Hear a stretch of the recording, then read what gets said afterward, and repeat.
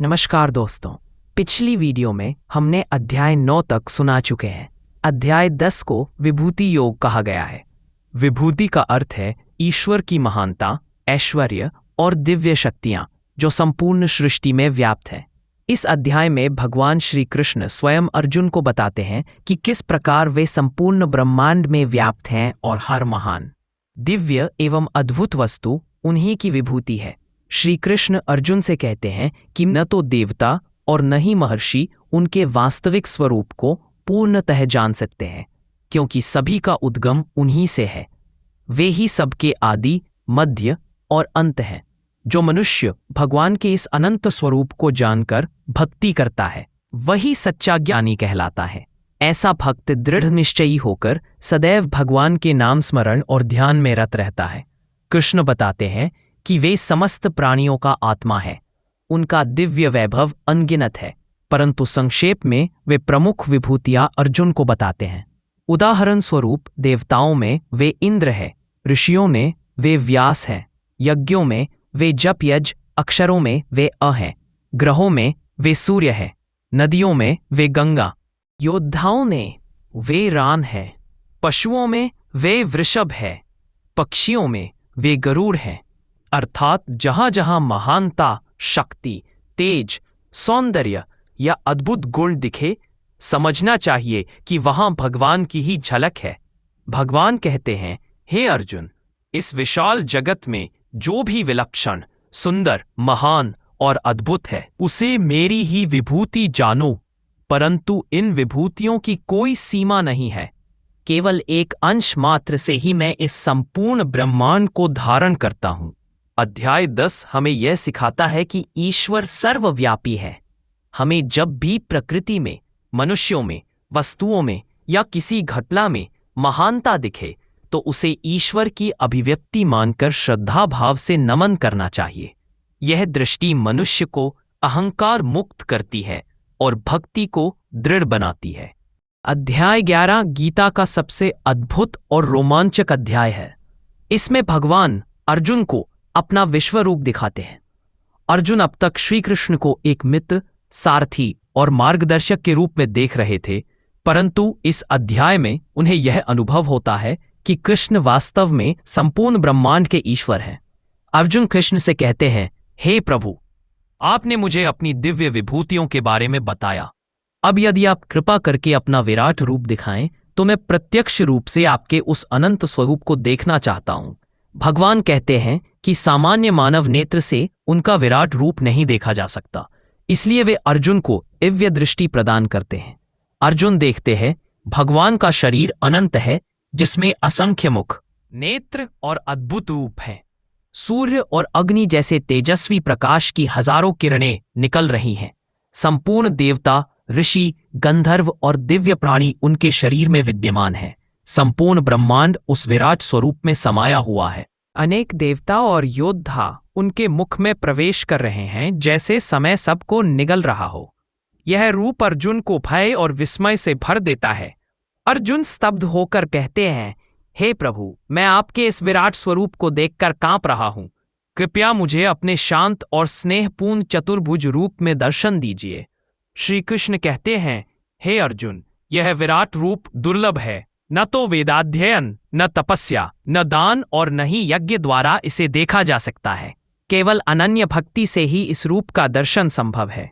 अध्याय 11 यह स्पष्ट करता है कि ईश्वर केवल एक सीमित रूप तक बंधे नहीं हैं। वे ही समस्त जगत के नियंता, रक्षक और संहारक हैं। मनुष्य को उनके विराट स्वरूप का बोध होने पर यह समझ आ जाता है कि ईश्वर से बढ़कर कुछ भी नहीं है। यह अध्याय हमें विनम्रता सिखाता है। संसार में चाहे जितना भी वैभव दिखे, वह ईश्वर के विराट रूप का ही अंश है। हमें भगवान के प्रति भय और प्रेम दोनों भाव रखने चाहिए। अध्याय 12 भक्ति योग। यह अध्याय गीता के हृदय की तरह है। इसमें श्री कृष्ण भक्ति के महत्व और सच्चे भक्त के लक्षणों को बताते हैं। अर्जुन पूछते हैं, हे प्रभु, कुछ लोग आपके निराकार रूप अव्यक्त ब्रह्म की उपासना करते हैं और कुछ आपके साकार रूप सगुण भगवान की। इनमें श्रेष्ठ कौन है? श्री कृष्ण कहते हैं, जो लोग साकार रूप सगुण भक्ति से अनन्य श्रद्धा से भगवान की उपासना करते हैं, वे शीघ्र ही भगवान को प्राप्त करते हैं। निराकार उपासना भी श्रेष्ठ है, परंतु वह कठिन है, क्योंकि मनुष्य को इंद्रियों और मन को संयमित करके अदृश्य अव्यक्त निराकार का ध्यान करना होता है। यह मार्ग दुर्लभ है। भगवान बताते हैं कि यदि कोई पूर्ण रूप से भगवान में मन और बुद्धि लगा दे, वही श्रेष्ठ भक्ति है। यदि यह संभव ना हो तो नियमित साधना और अभ्यास द्वारा भक्ति करो। यदि यह भी कठिन लगे तो अपने सभी कर्म भगवान को अर्पित कर दो। यदि यह भी न हो पाए तो कम से कम निस्वार्थ होकर मानवता की सेवा करो। कृष्ण भक्तों के गुण गिनाते हैं, जो सब प्राणियों से प्रेम करता है और किसी से द्वेष नहीं करता, जो दीन, नम्र, क्षमाशील, संतुष्ट और आत्मसंयमी है, जो अपने वचन, मन और बुद्धि से भगवान में स्थिर है, जो दुख सुख मान अपमान में समान रहता है, जो अहंकार रहित, दयालु, सत्यप्रिय और करुणामय है। ऐसा भक्त भगवान को अत्यंत प्रिय होता है। अध्याय 12 का मूल संदेश है कि सच्ची भक्ति ही भगवान को पाने का सबसे सरल और प्रभावी मार्ग है। भक्ति का अर्थ केवल पूजा पाठ नहीं है, बल्कि ईश्वर के प्रति प्रेम, समर्पण, विनम्रता और सभी प्राणियों के प्रति करुणा है। सच्चा भक्त वही है जो जीवन में सरलता, प्रेम और सेवा को अपनाता है।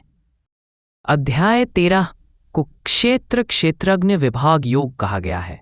यहाँ क्षेत्र और क्षेत्रज्ञ की चर्चा की गई है। क्षेत्र और क्षेत्रज्ञ, भगवान श्री कृष्ण कहते हैं, यह शरीर क्षेत्र कहलाता है। जैसे किसान खेत क्षेत्र में खेती करता है, वैसे ही आत्मा शरीर में कर्म करता है। आत्मा को क्षेत्रज्ञ कहा गया है क्योंकि वह शरीर का साक्षी और ज्ञाता है। क्षेत्र शरीर और जगत, पंच महाभूत, पृथ्वी, जल, अग्नि, वायु, आकाश, अहंकार, बुद्धि, अव्यक्त, इंद्रियां, मन, इच्छा, द्वेष, सुख दुख आदि से बना है। यह सब परिवर्तनशील है। आत्मा क्षेत्रज्ञ, अविनाशी, चेतन, साक्षी और शुद्ध है। वह शरीर के साथ जुड़कर भी उससे भिन्न है। श्री कृष्ण कहते हैं कि आत्मा तो क्षेत्रज्ञ है, परंतु सबसे बड़ा क्षेत्रज्ञ स्वयं ईश्वर है, जो सब में विद्यमान है। वही सबका नियंता और साक्षी है। भगवान बताते हैं कि विनम्रता, अहिंसा, क्षमा, शुचिता, स्थिरता, आत्मसंयम, अनासक्ति, जन्म मरण दुख का चिंतन, भक्ति और तत्वज्ञान, यही सच्चा ज्ञान है। इसके विपरीत जो कुछ है वह अज्ञान है। यह सृष्टि प्रकृति और पुरुष आत्मा के संयोग से चलती है। प्रकृति कारण है विविध कर्मों और भोगों की, जबकि आत्मा इन कर्मों का भोक्ता है।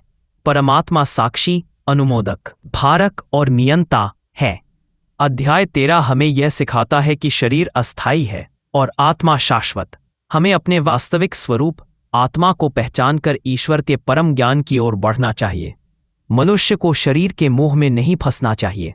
आत्मा और परमात्मा का भेद समझकर ज्ञान और भक्ति के मार्ग पर चलना ही जीवन का उद्देश्य है। अध्याय 15 गुणत्रय विभाग योग। इस अध्याय में भगवान श्री कृष्ण प्रकृति के 3 गुणों सत्व, रजस और तमस, यह गुण प्रत्येक जीव को प्रभावित करते हैं और उसके स्वभाव व कर्मों को निर्धारित करते हैं। 3 गुणों का परिचय। सत्वगुण शुद्धता, प्रकाश, ज्ञान और सुख का कारण है। इच्छा और कर्मशीलता का कारण है। यह मनुष्य को बंधन और दुख में डालता है। तमोगुण अज्ञान, आलस्य, प्रमाद और जड़ता का कारण है। यह मनुष्य को नीचे गिराता है। सत्वगुण से युक्त मनुष्य ज्ञान और शांति प्राप्त करता है। रजोगुण वाला मनुष्य कर्म, भोग और लालसाओं में फंसता है। तमोगुण से प्रभावित मनुष्य आलसी, मूर्ख और अंधकारमय जीवन जीता है। जो मृत्यु के समय सत्वगुणी होता है वह ऊंचे लोक में जाता है। रजोगुणी पुनः कर्मों के बंधन में जन्म लेता है। तमोगुणी नीच योनि में जन्म लेता है। भगवान कहते हैं कि जो भक्त तीनों गुणों से ऊपर उठ जाता है वही मुक्त होता है। वह सुख दुख, मान अपमान, मित्र शत्रु में समान रहता है। वह भक्ति में स्थित होकर केवल भगवान पर आश्रित रहता है। अध्याय 14 का निष्कर्ष है कि मनुष्य को तीनों गुणों को समझना चाहिए और उनसे ऊपर उठकर भगवान की शरण में जाना चाहिए। तभी वास्तविक मुक्ति प्राप्त होती है। सत्व गुण को बढ़ाना चाहिए, परंतु केवल सत्व में भी आसक्ति नहीं रखनी चाहिए। परम लक्ष्य है गुणातीत होकर परमात्मा से एकाकार होना। अध्याय 15 पुरुषोत्तम योग। यह अध्याय गीता का अत्यंत गूढ़ और महत्वपूर्ण अध्याय है। इसमें भगवान श्री कृष्ण पुरुषोत्तम सर्वश्रेष्ठ पुरुष की महिमा बताते हैं। भगवान संसार को एक विशाल उल्टे पीपल के वृक्ष के समान बताते हैं। इसकी जड़ें ऊपर परमात्मा में हैं, शाखाएं और पत्ते नीचे संसार में फैले हैं। यह वृक्ष कर्मों से पोषित होता है और इंद्रियों से फैलता है। इसे केवल वैराग्य और भक्ति से ही काटा जा सकता है। 3 प्रकार के पुरुष। क्षर पुरुष, यह नश्वर जीव है जो जन्म मरण के चक्र में फंसा है।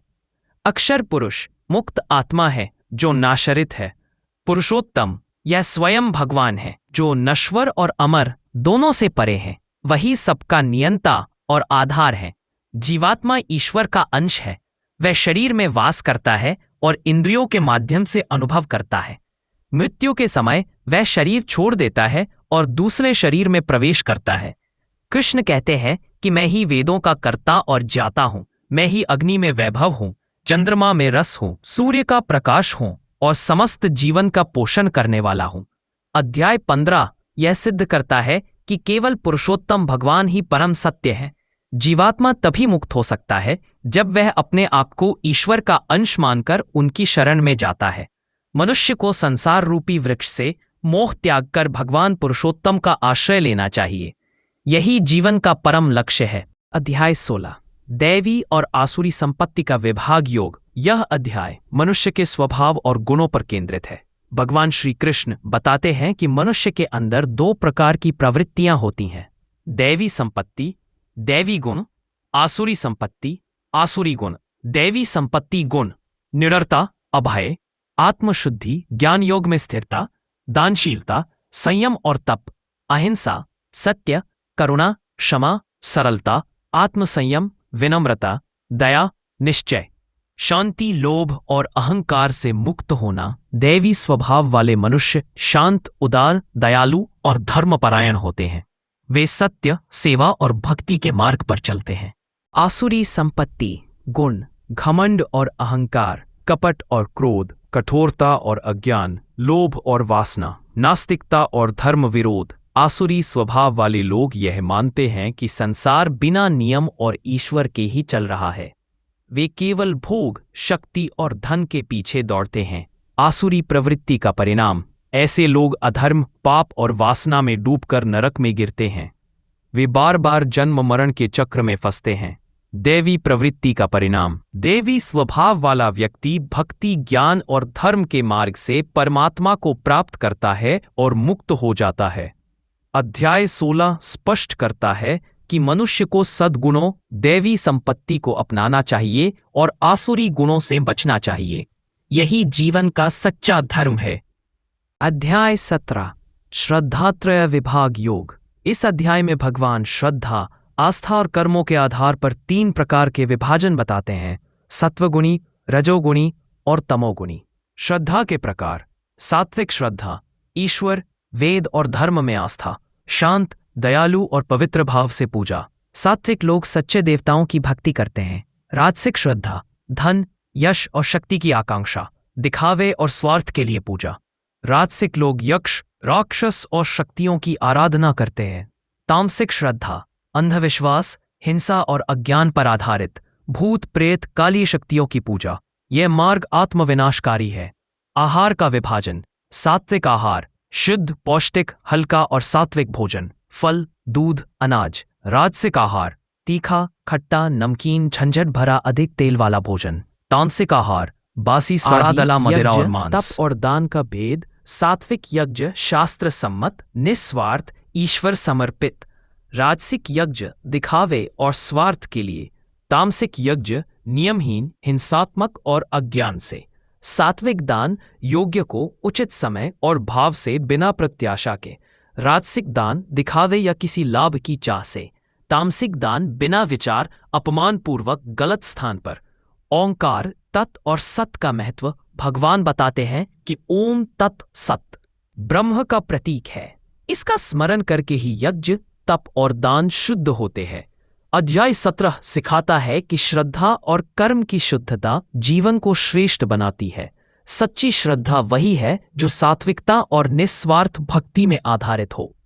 अध्याय 18 मोक्ष संन्यास योग, गीता का अंतिम अध्याय। यह अध्याय गीता का सबसे बड़ा और सबसे गूढ़ अध्याय है। इसमें भगवान संन्यास, त्याग, धर्म, भक्ति और मोक्ष का अंतिम निष्कर्ष बताते हैं। संन्यास और त्याग। संन्यास सभी इच्छाओं और स्वार्थपूर्ण कर्मों का त्याग। त्याग, कर्म तो करना परंतु फल की इच्छा छोड़ देना। भगवान कहते हैं कि कर्म करना आवश्यक है परंतु फल की आसक्ति नहीं रखनी चाहिए। यही सच्चा त्याग है। 3 प्रकार के कर्म। सात्विक कर्म, कर्तव्य भावना से बिना फल की इच्छा के किया गया। राजसिक कर्म, स्वार्थ और अहंकार से प्रेरित। तामसिक कर्म, अज्ञान और आलस्य से किया गया। कर्ता के प्रकार। सात्विक कर्ता, उत्साही, दृढ़, धैर्यवान, अहंकार रहित। राजसिक कर्ता, लालची, क्रोधी, अशांत। तामसिक कर्ता, आलसी, प्रमादी, उदासीन। ज्ञान, बुद्धि और धृति का भेद। सात्विक ज्ञान, आत्मा और परमात्मा को एक मानना। राजसिक ज्ञान, भिन्न भिन्न वस्तुओं और कर्मों में आसक्ति। तामसिक ज्ञान, अंधविश्वास और असत्य में विश्वास। वर्ण और कर्म। भगवान बताते हैं कि मनुष्य का कर्म उसके गुण और स्वभाव पर आधारित है, न कि केवल जन्म पर। ब्राह्मण, ज्ञान, तप, शांति। क्षत्रिय, पराक्रम, साहस, नेतृत्व। वैश्य, व्यापार, कृषि, गौपालन। शूद्र, सेवा, श्रम। अपना स्वधर्म करना श्रेष्ठ है, चाहे वह छोटा ही क्यों ना हो। पर धर्म का पालन करने से विपत्ति आती है। भगवान का अंतिम उपदेश। श्री कृष्ण कहते हैं, सभी धर्मों को त्याग कर केवल मेरी शरण में आओ, मैं तुम्हें समस्त पापों से मुक्त कर दूंगा। अर्जुन को आदेश देते हैं कि मोह और भ्रम त्याग कर युद्ध करो, क्योंकि यही उसका स्वधर्म है। अर्जुन कहता है, हे प्रभु, अब मेरा मोह नष्ट हो गया है। आपकी कृपा से मुझे स्मृति और ज्ञान प्राप्त हुआ है। अब मैं आपके आदेशानुसार युद्ध करूंगा। धन्यवाद।